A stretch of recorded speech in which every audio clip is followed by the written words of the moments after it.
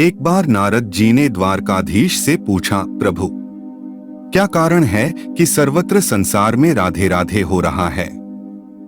आपकी महाप्त रानी रुक्मणी और अन्य रानियों को तो ब्रज तक में कोई याद नहीं करता। कृष्ण यह सुनकर नारद के सामने ही पलंग पर धड़ाम से गिर गए। घबराए हुए नारद ने पूछा, क्या हुआ प्रभु? तब श्री कृष्ण ने कहा, नारद, मेरे सिर में बहुत तेज दर्द हो रहा है, तुम कुछ करो।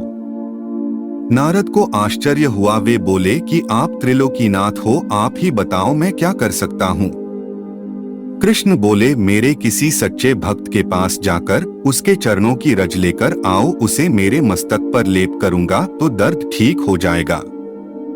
नारद जी असमंजस में वहां से दौड़े और सबसे पहले रुक्मणी के पास जाकर उन्हें अपने चरणों की धूली देने को कहा।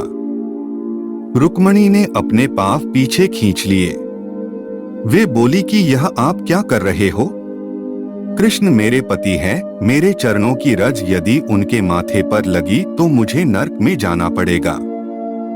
यही जवाब अन्य रानियों ने भी दिया।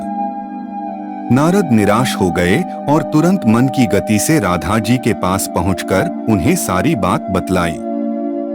राधा अत्यंत व्याकुल हो गई और नारद से पूछा, मेरे प्रभु को सर में दर्द हुए कितनी देर हो गई? नारद ने बतलाया कि यही कोई 2 घंटे हुआ है। इस पर राधा नारद जी पर नाराज हो गई।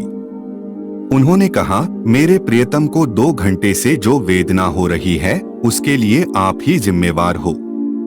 आप मेरे चरणों की रज लेने तुरंत ही क्यों नहीं आए? अभी जितनी ले जाना हो ले जाओ। उसके बदले में मुझे एक बार तो क्या 1000 बार भी नरक जाना पड़े तो स्वीकार है। राधा की चरण रज लेकर नारद कृष्ण के पास पहुंचे।